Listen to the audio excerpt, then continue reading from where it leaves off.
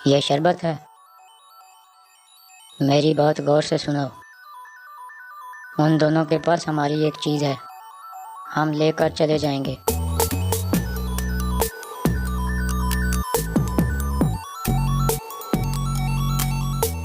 ये शरबत लेकर जाओ और उन दोनों को दे आओ।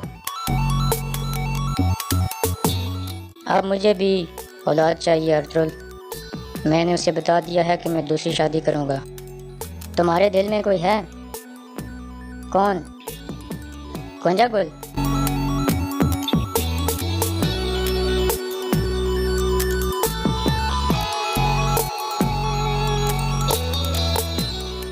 क्या तुमने मेरे बेटे को मारा है अर्तुल? अस्सलाम वालेकुम नाजरीन। पिछली किस्त में आपने देखा कि दिल्ली द अमीर और हलीमा सुल्तान कोनिया जा रहे होते हैं। इस किस्त के आगाज़ में वो एक मेहमान खाने में मौजूद होते हैं, जबकि तानगुत भी उनका पीछा करते करते वहाँ पहुँच जाता है।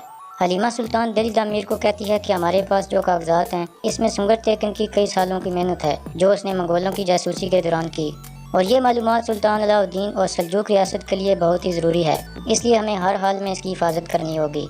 फिर वो दिल्ली द अमीर को एक कागज़ और स्याही लाने को कहती है। दरअसल वो उन कागजात की एक कापी तैयार करना चाहती थी ताकि ज़रूरत पड़ने पर वो उसका इस्तेमाल कर सके। दूसरी तरफ नयान ने रात के अंधेरे में कुछ सिपाही कबीले पर हमले के लिए भेज दिए, जो कबीले के करीब पहुंचकर जायजा लेने लगे। कबीले में काराबिक कुरकुर सरदार और गुमस तेकन से मुलाकात करता है और कहता है कि कल के जरगे में ये मामला ख़त्म हो जाना चाहिए। सादातीन कोपिक इस मामले को लंबा नहीं करना चाहते। गुमस तेकन कहता है कि हमें दोनों कबीलों के सिपाहियों को आपस में लड़ने से रोकना होगा, लेकिन कुरकुर सरदार कहता है कि मेरा बेटा कत्ल हुआ है, इसलिए इंसाफ होगा, चाहे उसके लिए हम सब का खून बह जाए। दूसरी तरफ मेहमान खाने में तानगुत वेटर को पकड़ लेता है। यह शरबत है।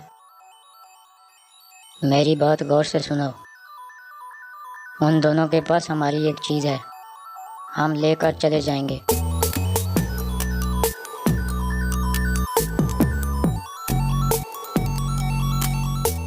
ये शरबत लेकर जाओ और उन दोनों को दे आओ।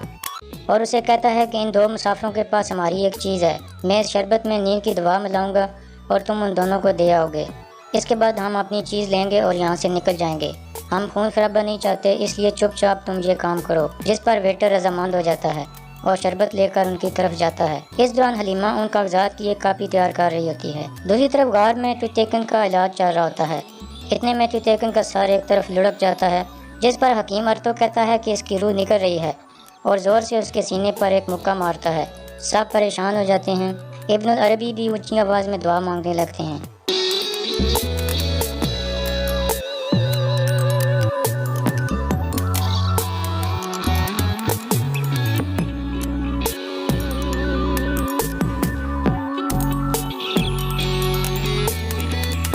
हकीम अर्तुक जब तीसरी दफ़ा उसके सीने पर मुक्का मारता है तो उसकी सांस बहाल हो जाती है, जिस पर सब लोग सुकून का सांस लेते हैं कि वो बच गया। दूसरी तरफ हलीमा सुल्तान कापी मुकम्मल कर लेती है और कहती है कि मैं असल कागजात को कहीं छुपा दूंगी, जबकि नकल सामने रखूंगी। इतने में वेटर शरबत लेकर पहुंचता है और उनको देकर चला जाता है। दिल्ली द अमीर और हलीमा सुल्तान फ़ौरन शरबत पी लेते हैं। इसके बाद दिल्ली द अमीर कहता है कि तुम सो जाओ, मैं बाहर बैठकर तुम्हारी हिफाजत करूँगा।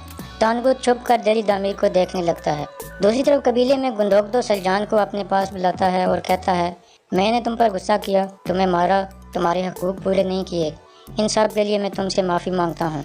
जिस पर सलजान खुश हो जाती है।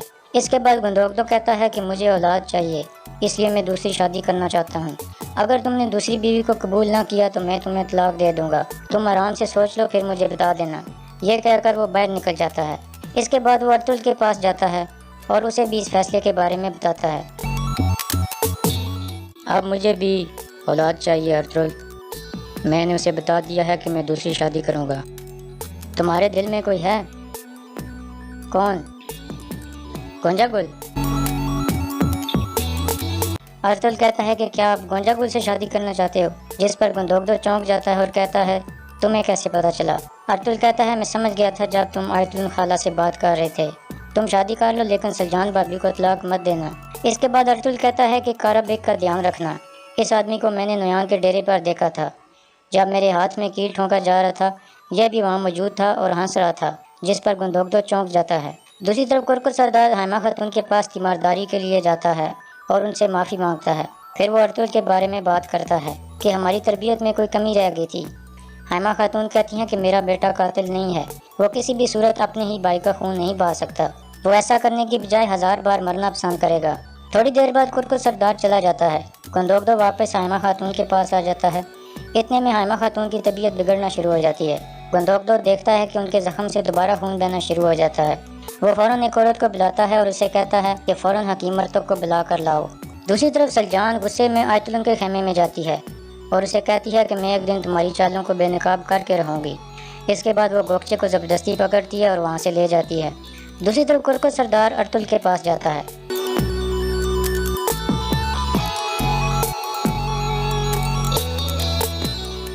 क्या तुमने मेरे बेटे को मारा है अर्तुल? जिस पर अर्तुल कहता है कि क्या आपको समझ नहीं आ रही कि सादुद्दीन कोपिक क्या चाहता है, और ये कारबिक जो नयान के पास बैठता है वो आपके कबीले में घूम रहा है। दूसरी तरफ हकीम अर्तुक हैमा खातून के पास पहुंच जाता है और उनका मुआयना करने लगता है। गंदोगदो उठकर खेमे से बाहर आ जाता है। इतने में नयान के आदमी कबीले में दाखिल हो जाते हैं और हमला कर देते हैं।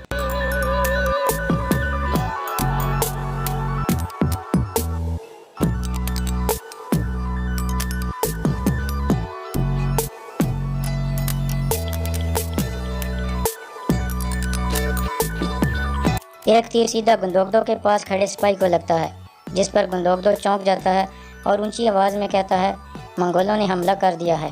अंदर मौजूद औरतें भी चौंक जाती हैं और अपनी अपनी तलवारें उठा लेती हैं। अर्तुल भी आवाज़ें सुनकर समझ जाता है कि मंगोलों ने हमला कर दिया है। कुरकुर सरदार वहाँ से बाहर निकल जाता है, जबकि अर्तुल पिंजरे के अंदर शदीद गुस्से में आ जाता है और यहाँ इस किस्त का इख्तिताम हो जाता है।